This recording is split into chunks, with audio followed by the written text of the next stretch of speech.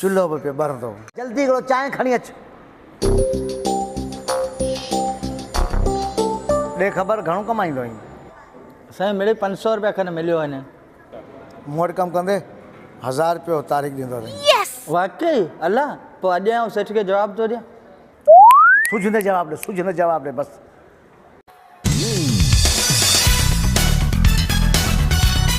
सेठ, ही पई आहे तुंहिंजी सूबेदारी। अॼु का अॼु तो वटि कमु त कोन ईंदो। वञी धूड़ पा, मूं वटि माण्हू जाम आहिनि।